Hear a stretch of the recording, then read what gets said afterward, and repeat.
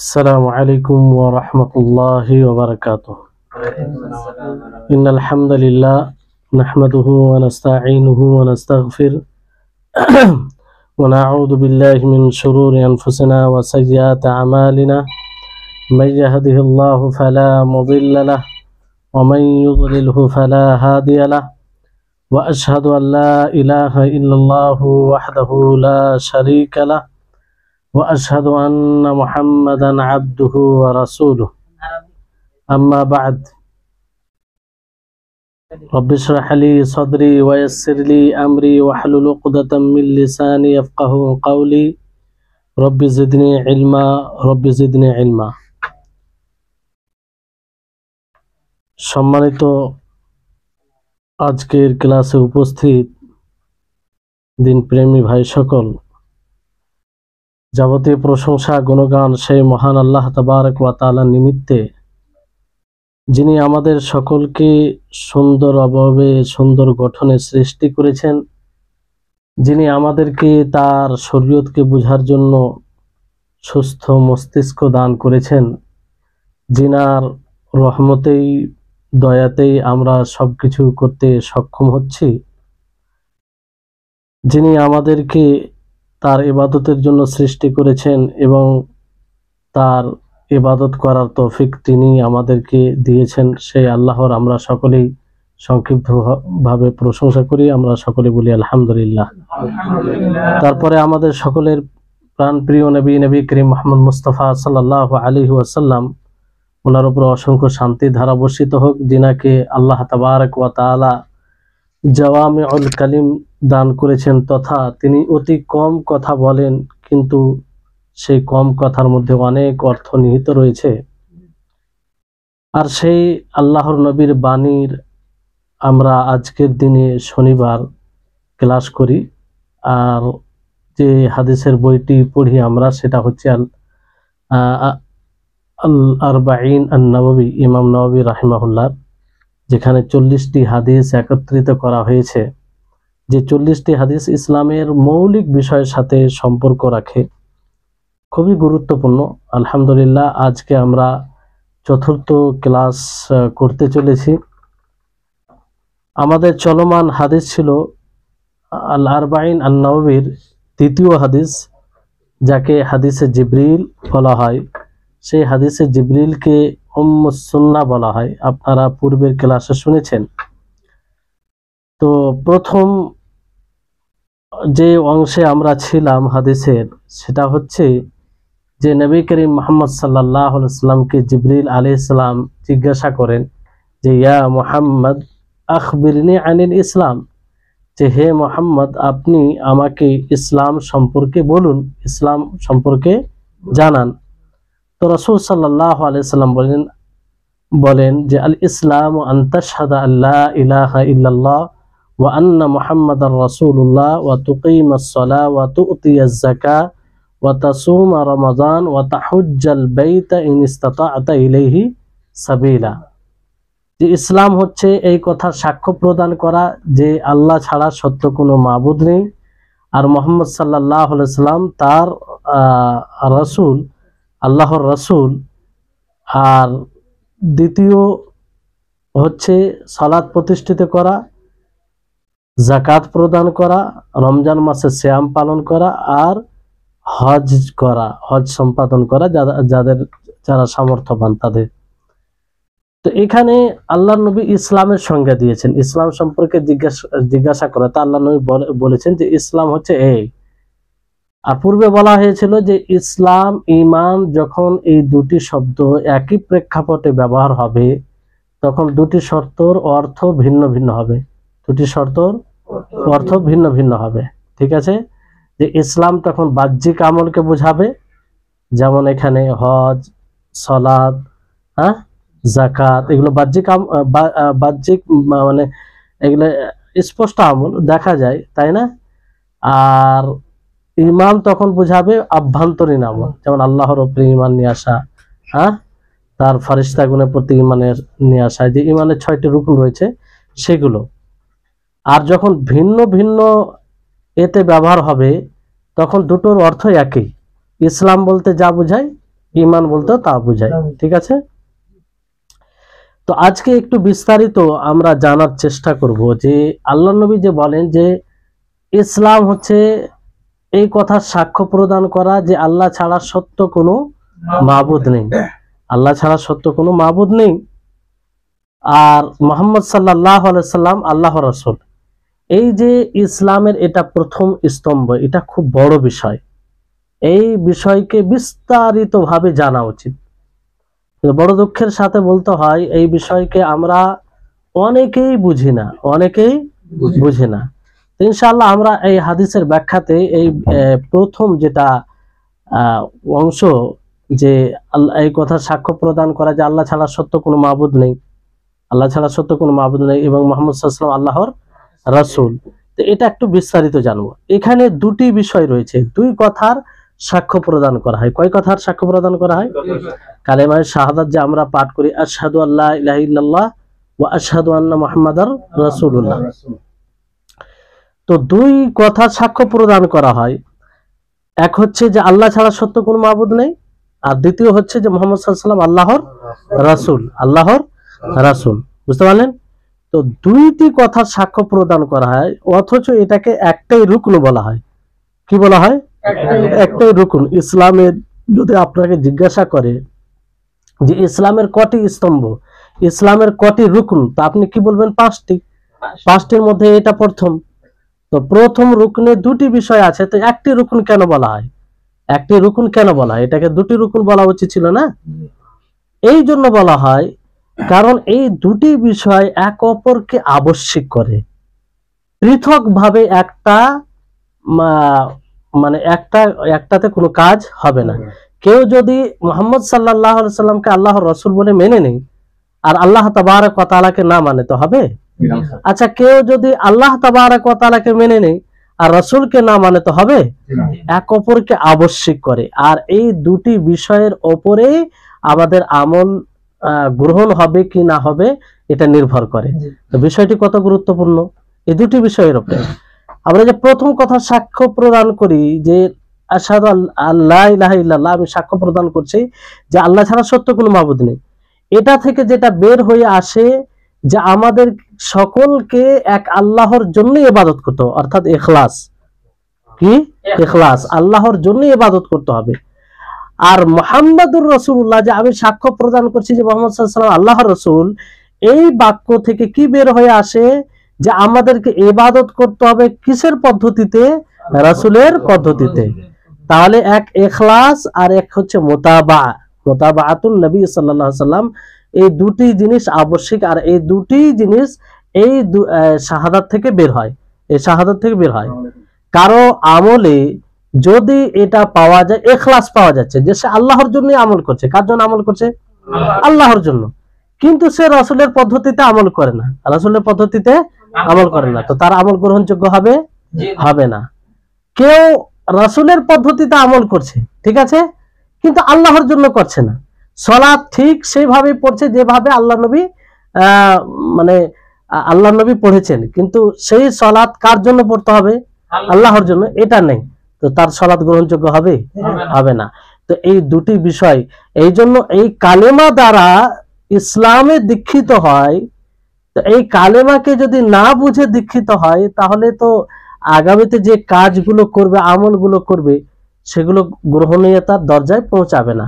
কারণ প্রথম যে কালিমা শাহাদাত থেকে দুটি বিষয় বের হয়ে আসে, এক আল্লাহরই ইবাদত করতে হবে, তারই জন্য ইবাদত করতে হবে, অর্থাৎ ইখলাস, যাকে আমরা ইখলাস বলে জানি। দ্বিতীয় হচ্ছে রাসূলের পদ্ধতিতে করতে হবে। তো এটা কোথা থেকে বের হয়ে আসে? কালিমা শাহাদাত থেকে, তাই না? তো এই হচ্ছে বিষয়। শাহাদাতের অর্থ কি? এর পূর্বে আপনাকে বলেছিলাম, আপনাদেরকে এর পূর্বের ক্লাসে বলেছিলাম যে শাহাদাতে তিনটি বিষয় আসবে। এক হচ্ছে যে আপনি জেনে বুঝে সাক্ষ্য প্রদান করবে। আপনি যে বললেন যে আল্লাহ ছাড়া সত্য কোনো মাবুদ নেই আর মুহাম্মদ সাল্লাল্লাহু আলাইহি ওয়াসাল্লাম আল্লাহর রাসূল, এটাকে আপনি জানবেন, জেনে সাক্ষ্য প্রদান করবেন। না জেনে সাক্ষ্য প্রদান করবেন, না জেনে কোনো জিনিসের সাক্ষ্য দেওয়া হয়? তো না জেনে যদি করে তা কোনো কাজে আসবে না, একটা বিষয়। দ্বিতীয় বিষয় হচ্ছে যে আপনাকে বলতে হবে। কি করতে হবে? বলতে হবে। কি করতে হবে? উচ্চারণ করতে হবে। বলতে হবে যে লা ইলাহা ইল্লাল্লাহ মুহাম্মাদুর রাসূলুল্লাহ, আশহাদু আল্লা ইলাহা ইল্লাল্লাহ ওয়া আশহাদু আন্না মুহাম্মাদার রাসূলুল্লাহ। বুঝলেন? তৃতীয় যেটা সাক্ষ্য প্রদানে আসবে বিষয়, সেটি হচ্ছে যে আপনাকে হৃদয় থেকে সেটা স্বীকার করতে হবে। কি করতে হবে? হৃদয় থেকে স্বীকার করতে হবে। তো এই কথাটি মনে থাকবে আপনাদের? মনে থাকবে? হ্যাঁ। তো এই বিষয়গুলো খুবই গুরুত্বপূর্ণ, মানে এতটাই গুরুত্বপূর্ণ যে এইগুলো না থাকলে আপনার ঈমানই ঠিক থাকবে না, আপনি ইসলামে পরিপূর্ণভাবে দীক্ষিত হতে পারবেন না। বুঝতে পারলেন? তাহলে যেমন ধরুন যে এর কতটা মানে পরিণাম, এই তিনটা জিনিস না থাকলে কি অবস্থা হয়। মুনাফিকরা তারা মুখ দ্বারা উচ্চারিত করতো কি করতো না? করতো, তাই না? তারা জানতো যে শাহাদাত মানে কার সাক্ষী দিচ্ছে, অথচ তারা মুসলিম নয়, মুনাফিক। কেন? হৃদয় থেকে তারা মানেনি, হৃদয় থেকে তারা মানেনি। এবার বলুন, কেউ যদি হৃদয় থেকে মেনে নেয় কিন্তু উচ্চারণ না করে, কাফেররা, অনেক কাফেররা আছে যে মানে যে আল্লাহ তাআলা এক, অদ্বিতীয় মানে, কিন্তু স্বীকার মানে মুখে উচ্চারণ করে না, তো তারা মুসলিম হবে? হবে না। তো তিনটাই জিনিস জরুরি। বুঝতে পারলেন? তারপরে এখানে যে আমরা সাক্ষ্য প্রদান করি, যেহেতু এই বিষয়টি একটু বলবো, এই কালিমা শাহাদাতের যত ব্যাখ্যা করা যায় তত ব্যাখ্যা করা যাবে, কিন্তু যেগুলো জরুরি আমাদের ঈমানের জন্য, ইসলামে দীক্ষিত, কারণ এই কালিমা শাহাদাত দ্বারাই আমরা কি করি? ইসলামে দীক্ষিত হই, তাই না? তো আমরা বলে থাকি আশহাদু আল্লা ইলাহা ইল্লাল্লাহ, যে আমি সাক্ষ্য প্রদান করছি যে আল্লাহ ছাড়া সত্য কোনো মাবুদ নেই। তো এখানে লা ইলাহা ইল্লাল্লাহ, তো আপনাকে যদি জিজ্ঞাসা করা হয় যে লা ইলাহা ইল্লাল্লাহর অর্থ কি, তাহলে কি বলবেন? আল্লাহ ছাড়া সত্য কোনো মাবুদ নেই। আল্লাহ ছাড়া মাবুদ নেই বললে ভুল অর্থ হবে। এই জন্য অনেক মুসলিম ভাইদেরকে জিজ্ঞাসা করবেন, এটা বলবে যে আল্লাহ ছাড়া মাবুদ নেই, এটা একদম ভুল অর্থ। আল্লাহ ছাড়া মাবুদ অনেক আছে, কিন্তু সত্য মাবুদ নেই। তাও এই অর্থটা এইভাবে উলামাগণ বর্ণনা করেছেন যে লা মাবুদা হাক্কুন ইল্লাল্লাহ, যে আল্লাহ ছাড়া সত্য কোনো মাবুদ নেই। এই অর্থটা কেন করা হয়? আপনারা বলবেন যে এটার মধ্যে পার্থক্য কি, যে আল্লাহ ছাড়া কোনো মাবুদ নেই আর আল্লাহ ছাড়া সত্য কোনো মাবুদ নেই, দুটোর মধ্যে মানে আপনি যদি এই অর্থটা করেন এই লা ইলাহা ইল্লাল্লাহর, যে আল্লাহ ছাড়া কোনো মাবুদ নেই, তাহলে আপনি আল্লাহর কথাকে অবজ্ঞা করছেন, মানে আল্লাহর বাণীকে একদিকে বুঝতে পারেননি আপনি। কারণ আল্লাহ তাবারাক ওয়া তাআলা নিজেই উল্লেখ করেছেন যে আলেহা, মাবুদ রয়েছে, মানুষের মাবুদ রয়েছে, কিন্তু সেটা কি? বাতিল। সেটা কি? বাতিল। যেমন আল্লাহ তাবারাক ওয়া তাআলা বলেন ওয়ালা তাদউ মাআল্লাহি ইলাহান আখার, যে তোমরা আল্লাহর সাথে অন্য মাবুদকে ডাকিও না। এটা কে বলছেন? আল্লাহ তাআলা বলছেন। অন্য মাবুদ, তার মানে মাবুদ আছে। মাবুদ কাকে বলে? যার ইবাদত করা হয়। তো এরকম লোক মাখলুক আছে কি নেই যে যার ইবাদত করা হয়? পীরের যদি ইবাদত করা হয় সে একটা মাবুদ, গাছের বৃক্ষের যদি ইবাদত করা হয় সেও একটা মাবুদ, পাথরের ইবাদত করা হয় সেও একটা মাবুদ, তাই না? যারই ইবাদত করো, কোন দেব দেবীর ইবাদত করা হয় সেও একটা মাবুদ। কিন্তু বিষয়টা হচ্ছে যে আল্লাহ ছাড়া সত্য কোনো মাবুদ নেই। এই জন্য আল্লাহ তাবারাক ওয়া তাআলা কি বলেছেন? যালিকা বিআন্নাল্লাহা হুয়াল হাক্কু ওয়া আন্না মা ইয়াদউনা মিন দুনিহি হুয়াল বাতিল ওয়া আন্নাল্লাহা হুয়াল আলিয়্যুল কাবীর, সূরা হজের 62 নম্বর আয়াত। যে আল্লাহ তাবারাক ওয়া তাআলা তিনি সত্য, তিনি সত্য, হক প্রমাণিত, আর তাকে ছেড়ে যাকে ডাক দেওয়া হয়, যার কাছে দোয়া করা হয়, সে কি? বাতিল, সে বাতিল। আর আল্লাহ তাআলা সুউচ্চ, মহান। তাহলে বুঝতে পারলেন বিষয়টি, যে আল্লাহ তাআলা, এই কালেমার অর্থ আমরা এটা কেন করি?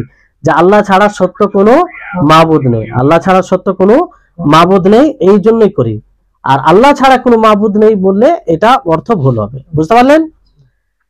এবার আসুন, যে এই কালেমা পড়ে কেউ কি ইসলামে দীক্ষিত হয়ে যাবে? যে শুধু যদি এই কালেমা পাঠ করে, লা ইলাহা ইল্লাল্লাহ মুহাম্মাদুর রাসূলুল্লাহ, আশহাদু আল্লা ইলাহা ইল্লাল্লাহ ওয়া আশহাদু আন্না মুহাম্মাদার রাসূলুল্লাহ, কেউ যদি নিজেকে বাঁচানোর জন্য পাঠ করে কিংবা আর কোনো উদ্দেশ্যে পাঠ করে, তাহলে কি তাকে মুসলিম বলা যাবে? যদি কোনো ব্যক্তি এই কালেমা পাঠ করে তাহলে তাকে মুসলিম বলা যাবে। সে যে উদ্দেশ্যেই পড়ুক না কেন, তার হৃদয়কে কেউ চিরে দেখে না। বুঝতে পারলে? যদি কোনো ব্যক্তি উচ্চ স্বরে বলে যে আশহাদু আল্লা ইলাহা ইল্লাল্লাহ ওয়া আন্না মুহাম্মাদার রাসূলুল্লাহ, তাহলে তাকে মুসলিম মনে করতে হবে এবং মুসলিম অনুযায়ী তার সাথে ব্যবহার করতে হবে। বুঝতে পারলেন? এর উদাহরণ আছে, যেমন এক মুশরিক পলায়ন করে আর তাকে ওসামা পাকড়াও করেন, ওসামা ধরেন আর তাকে হত্যা করতে যাবে, ওই সময় সে লা ইলাহা ইল্লাল্লাহ পাঠ করে। কি পাঠ করে? লা ইলাহা ইল্লাল্লাহ পাঠ করে হত্যা করতে যাবে ওই সময়। তো ওসামা তিনি এইভাবে তাকে হত্যা করে ফেললেন যে সে নিজেকে বাঁচানোর জন্য লা ইলাহা ইল্লাল্লাহ পাঠ করছে, নিজেকে বাঁচানোর জন্য লা ইলাহা ইল্লাল্লাহ পাঠ করছে। তো তিনি তার কালেমার দিকে কোনো গুরুত্ব দিলেন না, তাকে হত্যা করে ফেললেন। তো এই কথা যখন আল্লাহ নবীর নিকটে পৌঁছায়, তো আল্লাহ নবী বারবার তাকে বলেন আকাতালতাহু বাদা আন ক্বালা লা ইলাহা ইল্লাল্লাহ, তুমি কি তাকে হত্যা করেছো লা ইলাহা ইল্লাল্লাহ বলার পরে? বারবার এটা কথা বলে। তো সে বলল না আল্লাহ নবী, সে তো নিজেকে বাঁচানোর জন্য পড়েছে। আবার আল্লাহ নবী এই কথা জিজ্ঞাসা করলেন যে তুমি কি তার বলার পরে তুমি তাকে হত্যা করেছো? তো এইভাবে তিনি বারবার, তার মানে এটা জটিল বিষয় হাদিসে এসেছে যে তুমি তার কি মনের কথা দেখে, মনে কি উদ্দেশ্যে পড়েছে এটা কি তুমি দেখেছিলে? মানে এইভাবে হত্যা করা যাবে না। কেউ যদি এই কালেমা পাঠ করে নেয় তাহলে সে তাকে মুসলিম বলে মনে করতে হবে। বুঝতে পারলেন?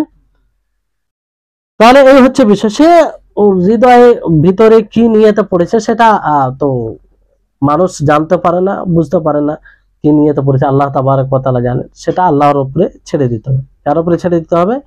আল্লাহর উপরে ছেড়ে দিতে হবে। তাহলে এই কালেমা পাঠ করতে গেলে তার মুসলিম হওয়া, বাহ্যিক দিক দিয়ে তার মুসলিম হওয়া যথেষ্ট।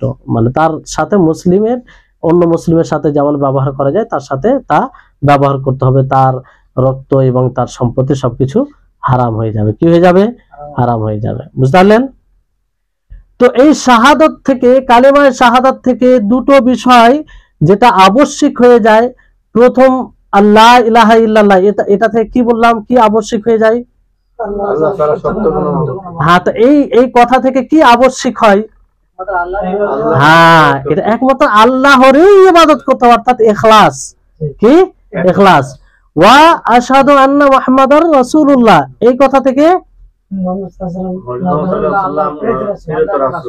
হ্যাঁ, তো এই কথা থেকে কি কথা আবশ্যিক হয়?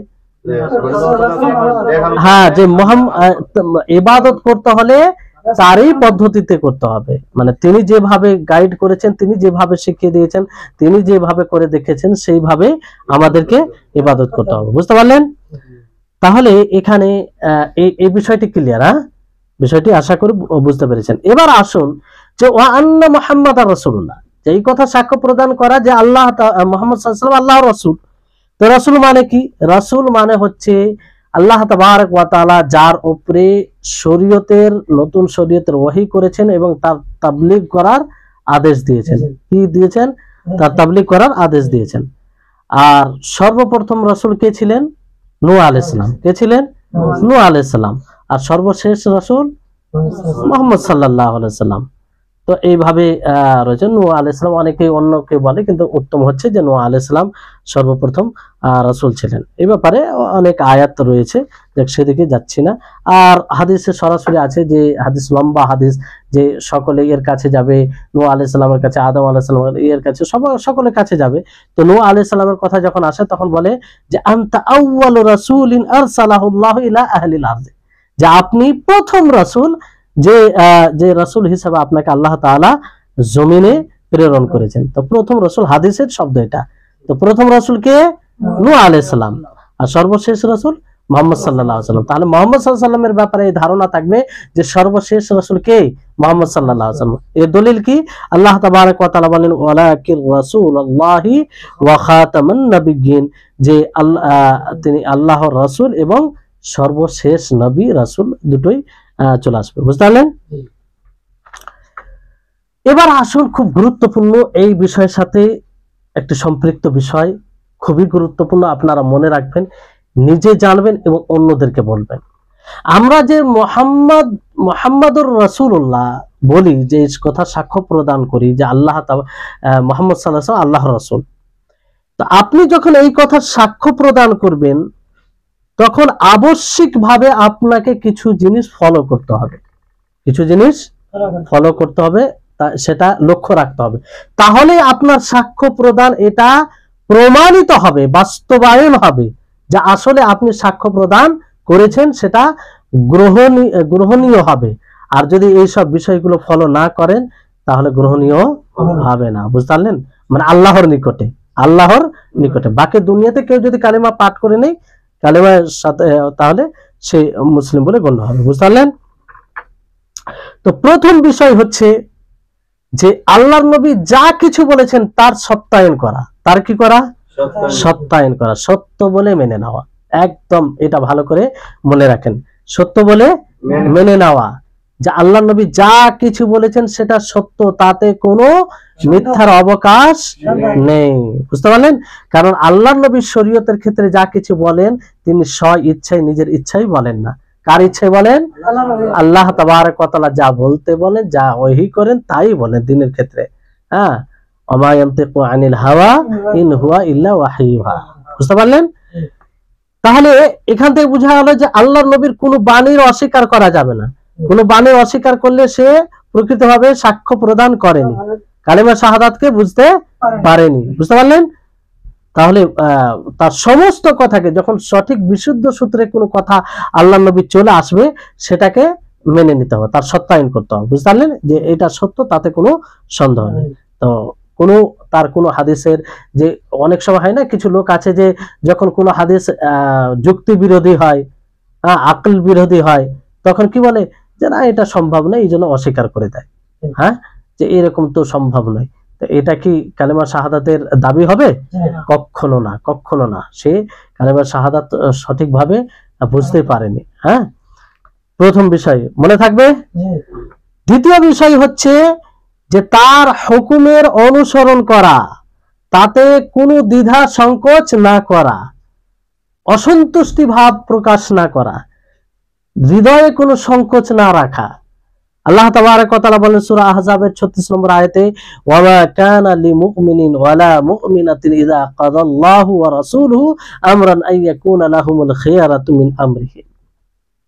এই কথাগুলো জরুরি, এটা মানে অন্য বিষয়ের মতো বিষয় নয়। আমি আপনি সাক্ষ্য প্রদান করছি, যদি বাস্তবে সাক্ষ্য প্রদান করে থাকি তাহলে তার প্রত্যেকটা হুকুমকে মাথা নত করে মেনে নিতে হবে, তাতে কোনো দ্বিধা সংকোচ রাখা যাবে না, অসন্তুষ্টি ভাব প্রকাশ করা যাবে না।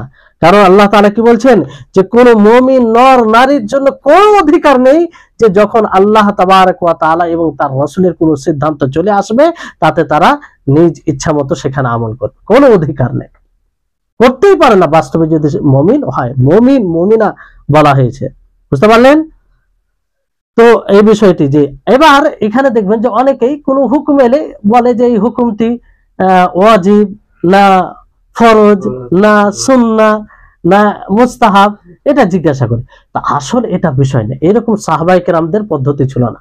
সাহাবায়ে কেরামদেরকে যখন আল্লাহ নবী কোনো জিনিসের আদেশ করতেন, সেটা ওয়াজিব হোক মুস্তাহাব হোক, সেটা আমল করতেন, সেটা আমল করতেন। আর এটা সকল ক্ষেত্রেই বলা হয়েছে।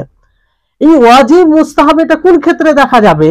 যখন বিষয়টি তার বিরুদ্ধাচরণ হয়ে যাবে, তখন দেখতে হবে যে এটা ওয়াজিব ছিল না মুস্তাহাব ছিল। ওয়াজিব থাকলে জটিল বিষয় তওবা করতে হবে, হ্যাঁ তওবা করতে হবে। আর যদি মুস্তাহাব থাকে তো একটু মানে হালকা বিষয়টি রয়েছে, তখন দেখতে হবে। তাহলে দ্বিতীয় বিষয় বুঝতে পারলেন, দ্বিতীয় বিষয় বুঝতে পারলেন। তৃতীয় বিষয় হচ্ছে যে আল্লাহর নবী মুহাম্মদ সাল্লাল্লাহু আলাইহি সাল্লামের সমস্ত নিষেধাজ্ঞা থেকে বিরত থাকা, যত কিছু থেকে তিনি নিষেধ করেছেন সেগুলো থেকে কি থাকা?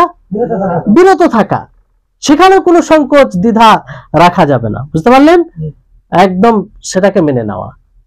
আল্লাহ নবী ওয়া মা আতাকুম রাসূলু ফাখুযুহু ওয়া মা নাহাকুম আনহু ফান্তাহু, যা থেকে বিরত রাখবে সেখান থেকে বিরত হয়ে যাও, বুঝতে পারলেন? তৃতীয় বিষয় হলো। চতুর্থ বিষয় হলো যে তার কথার উপরে কারো কথাকে প্রাধান্য দেওয়া যাবে না। আমি সালাত পড়ছি, আমি আমার বাপ দাদার মতো সালাত পড়ছি, হঠাৎ করে আমার কানে হাদিস এলো যে রাসূল সাল্লাল্লাহু আলাইহি সাল্লাম তিনি রাফুল ইয়াদাইন করতেন, তারপরও সেখানে যদি বলি যে না আমার বাপ দাদা তো এরকম ভাবে আমল করে না, আমাদের ইমাম তো এর ফতোয়া দেননি, তাহলে এটা কি রাসূলের কথার উপরে ইমামের কথাকে নিজের মাযহাব নিজের প্রবৃত্তিকে প্রাধান্য দেওয়া হবে না? এটা কি কালেমা শাহাদাতের দাবি হবে না। একদম রাসূলের কথা যখন বিশুদ্ধ সূত্রে চলে আসবে তখন কোনো দ্বিধা ছাড়াই সেটাকেই প্রাধান্য দিতে হবে, যেটা আপনারা সূরাতুল হুজরাতের তাফসিরে যথাযথ শুনেছিলেন, তাই না? যে ইয়া আইয়ুহাল্লাযীনা আমানু লা তুকাদ্দিমু বাইনা ইয়াদাইল্লাহি ওয়া রাসূলি, আল্লাহ এবং তার রাসূলের সামনে কোনো কারো কথাকে প্রাধান্য দেওয়া যাবে না। বুঝতে পারলেন? তো সে যে কোনো ব্যক্তি হোক না কেন, পৃথিবীর সর্বশ্রেষ্ঠ ব্যক্তির যদি কথা হয় আর রাসূলের কথা চলে আসে তো সমস্ত মানুষের কথা নবীর কথার নিচে থাকবে, সেখানে কোনো প্রশ্ন জাগবে না যে নবীর কথাকে উপেক্ষা করে নবীর কথাকে নিচে রেখে অন্য কারো কথাকে নিয়ে ভাবা যাবে। বুঝতে পারলেন? পঞ্চম বিষয় হচ্ছে যে দিনের মধ্যে এমন কিছু নতুন জিনিস সৃষ্টি না করা যেটা আল্লাহ নবী করেনি, সেটা আল্লাহ নবী করেন। বিদআত যাকে বলা হয়, কি বলা হয়? বিদআত। বিদআত কাকে বলে? যে দিনের নাম দিয়ে দিনের অংশ ভেবে এমন কিছু করা যেটা দিনের অংশ আদৌ ছিল না, না নবী বলেছেন, না আল্লাহ তাআলা তার কিতাবে বলেছেন, না সাহাবায়ে কেরাম সেটার উপরে আমল করেছেন। বুঝতে পারলেন? এটাই বিদআত। তো এইভাবে বিদআত না করা, সেটা যে কোনো বিষয় হতে পারে, আকীদাতে হতে পারে। আকীদাতে বিদআত হয় কি হয় না? হয়। আকীদাতে বিদআত হলে মানুষ কোন সব কুফরে পৌঁছে যায়। বুঝতে পারলেন?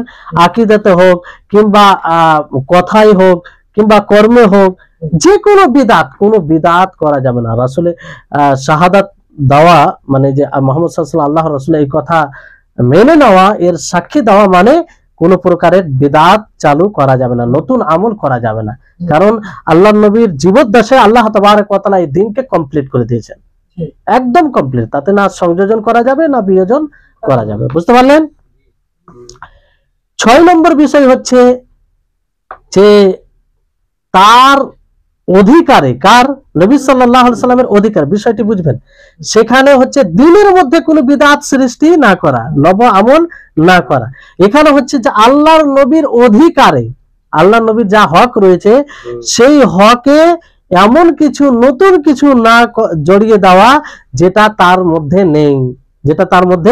নেই, যেমন রাসূল সাল্লাল্লাহু আলাইহি সাল্লাম এর সম্পর্কে অনেকে ধারণা রাখে কি নূরের তৈরি। কিসের তৈরি?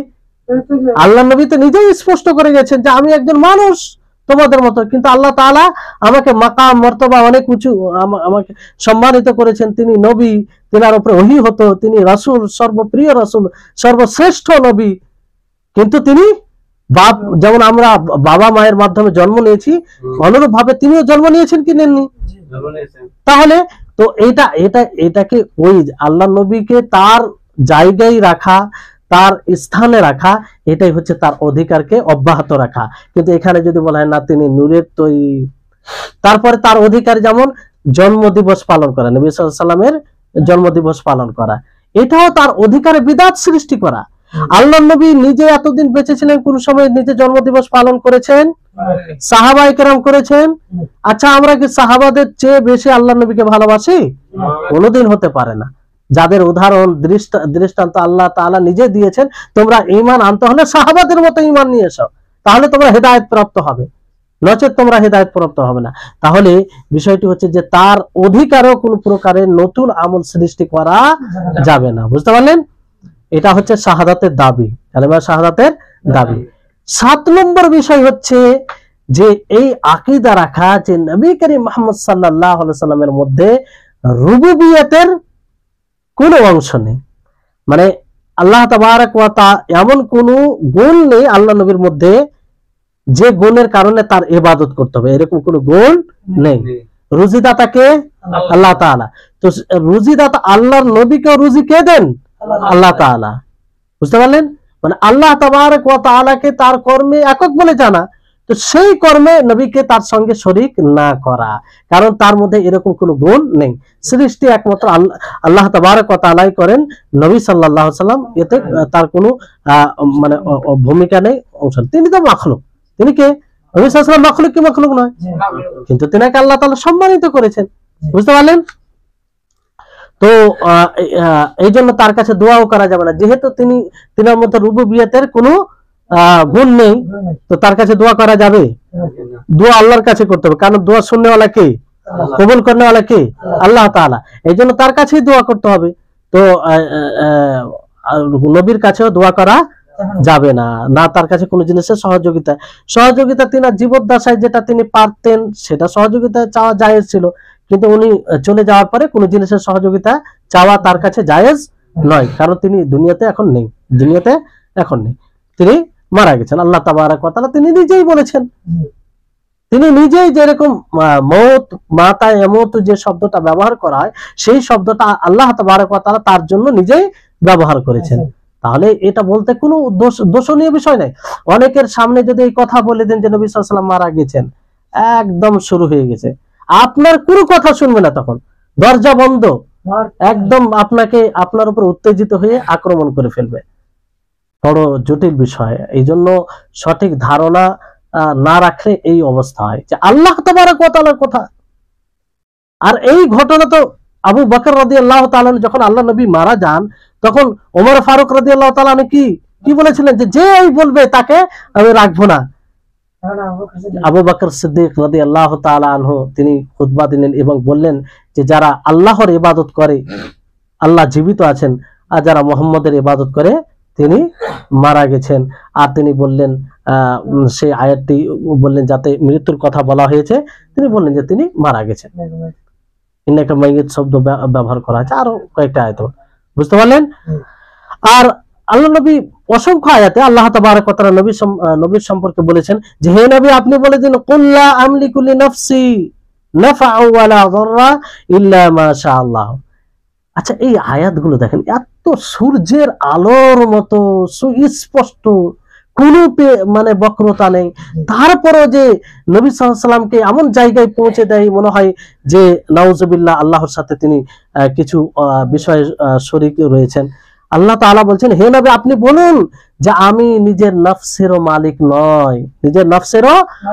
নয়, যে আমি নিজেকে উপকার করতে পারবো, নিজেকে অপকার করতে পারবো, হ্যাঁ যদি আল্লাহ তাআলা চায়। আল্লাহ তাআলা ইচ্ছা ব্যতীত আমি নিজেরও কিছু করতে পারি না, বুঝতে পারলেন? তারপরে অন্য আয়াতে বলা আছে সূরা জিনের 21-22 নম্বর আয়াতে কুল ইন্নী লা আমলিকু লাকুম দাররা ওয়ালা রাশাদা। দেখেন কত স্পষ্ট যে নবী আপনি বলে দিন যে আমি তোমাদের মালিক নই, মানে ক্ষতির দিক দিয়ে এবং লাভের দিক দিয়ে কোন দিক দিয়ে তোমাদের মালিক নয়। কাকে বলছেন? আল্লাহ তাআলা নবীকে বলছেন যে তুমি বলে দাও যে আমি মালিক নই, ক্ষতির দিক দিয়েও নয় আর লাভের দিক দিয়েও নয়। কুল ইন্নী লা ইউজিরানি মিনাল্লাহি আহাদু ওয়া লান আজিদা মিন দুনিহি মুলতাহাদা। আল্লাহ ছাড়া আমাকে কেউ আশ্রয় দিতে পারে না, বুঝতে পারলেন? তাহলে এইভাবে, তাহলে সপ্তম বিষয় হলো। অষ্টম বিষয় হচ্ছে যে রাসূল সাল্লাল্লাহু আলাইহি সাল্লামের কথার সম্মান করা। কি করা? সম্মান করা। যখনই তার আল্লাহ নবীর কথাকে শ্রদ্ধার সাথে নিতে হবে। নবীর কথা যখন আপনি মুখ দিয়ে উচ্চারণ করবেন তো সেই শ্রদ্ধা, সেই কথা আপনার হৃদয়ে আসবে যে আমি নবীর কথা উচ্চারণ করছি। আমি কার কথা উচ্চারণ করছি? নবীর কথা, শ্রদ্ধার সাথে, তাজিমের সাথে। হ্যাঁ, আর সেখানে তার হাদিসের অবমাননা করা হবে, তার হাদিসের মানে হীন করে দেখা হবে, সেখানে হাদিস উপস্থাপন করা যাবে না। এরকম জায়গা যেটা উপযুক্ত নয়, বুঝতে পারলেন? কারণ তার অবমাননা করা হবে। আর অনুরূপ ভাবে তার কথা এলে উচ্চ স্বরে আর কথা বলা যাবে না, উচ্চ স্বরে কথা যখন আল্লাহ নবীর হাদিস পড়া হবে। এবার যদি এখানে হাদিসের দার্স হচ্ছে, পাশে কেউ যদি গান বাজায়, পাশে যদি কেউ অশ্লীল অনর্থক কোনো জিনিস করে, তো অবমাননা হবে কি হবে না? তাদের এটা অবমাননা হবে, কারণ রাসূলের হাদিসের ব্যাখ্যা হচ্ছে, রাসূলের হাদিস পড়া হচ্ছে, বুঝতে পারলেন? তো এইভাবে, যেমন আপনারা সূরাতুল হুজুরাতের আয়াতের ব্যাখ্যাতে শুনেছেন না যে মসজিদে নববীতে দুইজন ব্যক্তি এসে সেখানে উঁচু স্বরে তারা মানে এক অপরকে কথা বলতে গিয়ে তাদের আওয়াজটি উঁচু হয়ে গেছিল, তো ওমর ফারুক রাদিয়াল্লাহু তাআলা কি বললেন যে লাউলা আন্নাকুমা মিন আহলি তায়েফ লাআউজাতুকুমা দারবান, যদি তোমরা তায়েফ বাসী না হতে তাহলে আমি তোমাদের দুজনকে মারতাম, বুঝতে পারলেন? তারপরে এই আয়াতে বললেন ইয়া আইয়ুহাল্লাযিনা আমানু লা তারফাউ আসওয়াতাকুম, কারণ আল্লাহ নবী যেমন জীবদ্দশায় সম্মানিত, তিনি মরে যাওয়ার পরেও সম্মানিত, তার কবরের নিকটে কোনো প্রকারের আওয়াজ করা যাবে না। এই আয়াত নাযিল হলে আপনারা শুনেছেন যে সাবিত বিন কায়েস, না ওই সাবিত বিন কায়েস, হ্যাঁ, যখন এই আয়াতটি নাযিল হয়, যেহেতু উনার আওয়াজটাই উঁচু ছিল, কত মানুষ হয় কি হয় না আওয়াজ উঁচু থাকে, কিছু মানুষ থাকে, হ্যাঁ, যেমন জামাল ভাই আছে, সবসময় উঁচু আওয়াজ। তো উনি যখন এই আয়াতটি নাযিল হয়, আল্লাহু আকবার, এই ঘটনাগুলো পড়ে বোঝা যায় যে তিনাদের হৃদয়ে আল্লাহর ভয় কতটা ছিল। যেমন আয়াতটি নাযিল হয়, তিনি বাড়িতে বসে গেলেন, কান্না করছে, আর নিজেকে আল্লাহ নবী তার খোঁজ নিলেন, তো বলা হলো যে সে আসে না যখন এই আয়াতটি নাযিল হয়েছে। আর তেনাকে জিজ্ঞাসা করা হলো, তিনি বললেন যে আমার আওয়াজ তো উঁচু, আমি কতবার উঁচু আওয়াজ করে বলি এটা সেটা, আমি তো জাহান্নামীদের মধ্যে হয়ে গেছি, আর কান্না করছে, কান্নার শেষ নাই। তখন আল্লাহ নবী বললেন যে তাকে ডাকো, সে জান্নাতীদের মধ্যে। সে কাদের মধ্যে? জান্নাতীদের মধ্যে। তাহলে এই হচ্ছে, তাহলে এই যে কালেমায়ে শাহাদাতের কটি বিষয় বললাম, আবার আমি পুনরায় করছি, কটি বিষয় বললাম? 8টি বিষয় বললাম। ভালো করে মনে রাখবেন, আবার প্রয়োজন পড়লে শুনবেন, কারণ এগুলি এমন বিষয় যেটা জরুরি, বুঝতে পারলেন?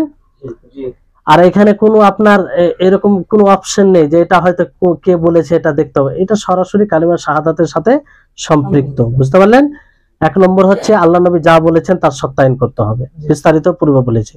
দ্বিতীয় হচ্ছে রাসূল সাল্লাল্লাহু আলাইহি ওয়াসাল্লাম যা আদেশ করেছেন সেটা মানতে হবে, তার ইতাআত অনুসরণ করতে হবে কোনো দ্বিধা সংকোচ ছাড়া। তৃতীয় হচ্ছে যে নবী সাল্লাল্লাহু আলাইহি ওয়াসাল্লামের যতগুলো নিষেধাজ্ঞা রয়েছে তা থেকে বিরত থাকতে হবে কোনো দ্বিধা সংকোচ ছাড়া। চতুর্থ হচ্ছে যে রাসূলের কথার উপরে কারো কথাকে প্রাধান্য দেওয়া যাবে না, তার কথাকেই সিদ্ধান্ত চূড়ান্ত মনে করতে হবে। পঞ্চম হচ্ছে যে তার দিনে এই দিনে ইসলামে কোনো প্রকারের নব আমল করা যাবে না, যে আমলটি আল্লাহ নবী করেছেন না সাহাবায়ে কেরাম করেছেন। 6 নম্বর বিষয় হচ্ছে যে তার অধিকারে রাসূলুল্লাহ সাল্লাল্লাহু আলাইহি ওয়াসাল্লামের ব্যাপারে নতুন কিছু যোগ করা যাবে না যেটা আল্লাহ নবী মধ্যে ছিল না।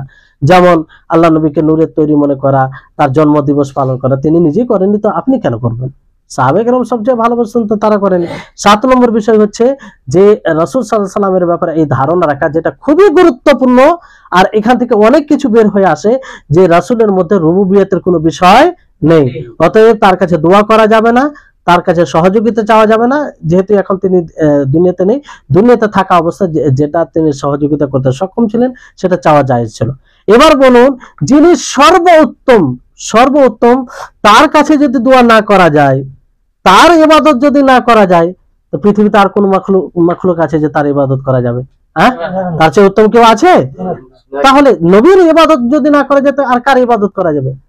তো এখান থেকে স্পষ্ট যে কারো ইবাদত, আল্লাহ ছাড়া কারো ইবাদত করা যাবে না। আর 8 নম্বর বিষয় হচ্ছে যে তার কথার সম্মান বজায় রাখা। তারপরে সালাতের ব্যাপারে বলা হয়েছে ইসলামের দ্বিতীয় স্তম্ভ সালাত।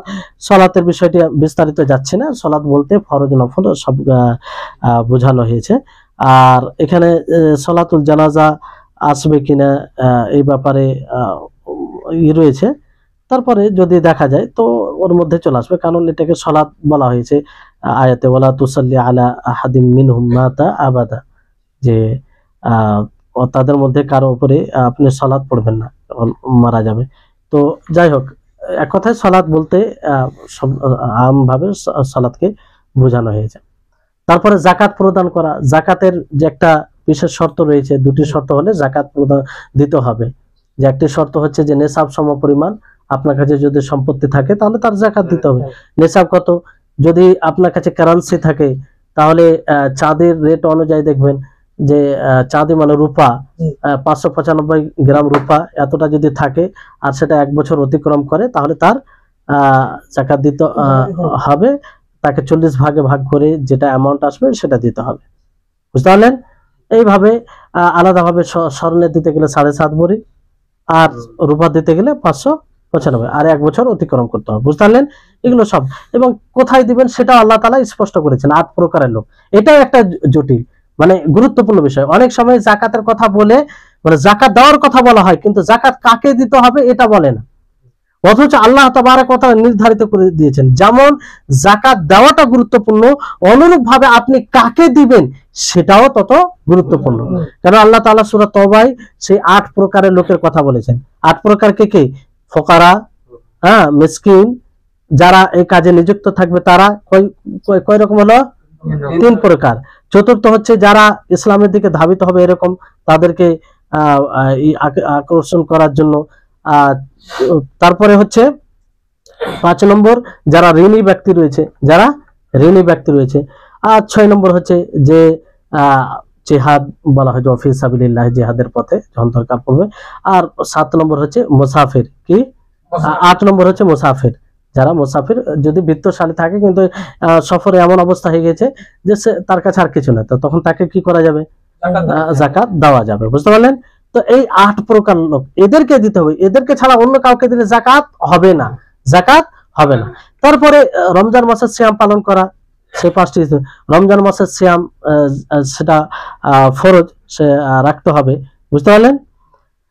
তারপরে কি বলা হয়েছে? যে হজ সম্পাদন করা, তাই না? হজ সম্পাদন করা। আর হজের ব্যাপারে আপনারা পূর্বে আলোচনা শুনেছেন যে আল্লাহর নৈকট্য হাসিলের উদ্দেশ্যে বছরে একটি নির্দিষ্ট সময়ে শরীয়তে যে নির্ধারিত পদ্ধতি রয়েছে সেই অনুযায়ী মক্কায় গিয়ে বাইতুল্লাহ জিয়ারত করার নাম কি? হজ। বুঝতে পারলেন? তো এই হজ সম্পাদন করা এটা সকলের উপরে নয়। যাদের কাছে এতটা সম্পত্তি আছে যে সেখান থেকে হজ করে ফিরে আসতে পারবে, আর্থিক শক্তি আছে, শারীরিক শক্তি আছে, তাদেরকে হজ করতে হবে। বুঝতে পারলেন? তো এই হচ্ছে বিষয়। আজকের এই পর্যন্ত থাক। আজকে বিশেষ করে শাহাদাতের ব্যাপারটা বিস্তারিত বললাম, কারণ এটি বিষয় খুব জরুরি। বুঝতে পারলেন? খুব জরুরি। আপনারা সকলে বুঝবেন, নিজে বুঝবেন, অন্যদেরকে বুঝাবেন এবং সেই মতো জীবনযাপন করতে হবে। শুধু ক্লাসে অ্যাটেন্ড করলাম, শুনলাম, সব সময় এই নিয়তটা রাখবেন যে আজকে যা শুনবো, যা শিখবো, সেটার উপরে আমল করব। হাদিসে বলা হয়েছে না, এই যে হাদিসগুলো বলা হয়েছে যে মান সালাকা তারিকান ইয়ানতামিসু ফিহি ইলমান সাহালাল্লাহু তারিকান ইলাল জান্নাহ, যে ব্যক্তি ইলম সঞ্চয় করা পথ অবলম্বন করবে আল্লাহ তাআলা তার জন্য জান্নাতের পথকে সহজ করে দেন। তো এটা শুধু কি আলেমদের জন্য? না, যে আপনারাই যে এসেছেন, সময় ব্যয় করে এখানে এসেছেন, এটাও এর অন্তর্ভুক্ত। বুঝতে পারলেন? তো এইভাবে তো জান্নাত সহজে আপনি জানতে পারলেন যে রাসূলের কিভাবে কালিমা শাহাদাতকে কিভাবে নিজের জীবনে বাস্তবায়ন করবেন, এটা জানতে পারলেন। যারা জানে না, জান্নাতের পথ এইভাবেই তো সহজ হয় যে জানলেন তো আপনার জন্য পথটা সহজ হলো। আপনি জানলে তো আমল করবেন, না জানলে কি করে আমল করবেন? বুঝতে পারলেন? তো এইভাবে জান্নাতের পথ সহজ হয়। তো যাই হোক, আল্লাহ তাবারক ওয়া তাআলা আমাদের সকলকে যেন পরিপূর্ণ ঈমানের সাথে জীবিত থাকার তৌফিক দান করেন, আর আমরা শেষ মুহূর্ত পর্যন্ত যেন ঈমানের উপরে অব্যাহত থাকি। আমাদের শেষ সময়, শেষ অন্তিম যেটা অবস্থা, সেটা যেন ঈমানের অবস্থায় থাকে, আর ঈমান অবস্থায় থেকেই যেন আমরা দুনিয়া থেকে বিদায় নিই। আল্লাহ তাআলা আমাদের সকলকে ইবাদতে এবং সর্বপ্রকারের কল্যাণমূলক কাজে এগিয়ে থাকার তৌফিক দিন। ওয়া আখিরু দাওয়ানা আলহামদুলিল্লাহি রাব্বিল আলামিন। আসসালামু আলাইকুম ওয়া রাহমাতুল্লাহি ওয়া বারাকাতুহু।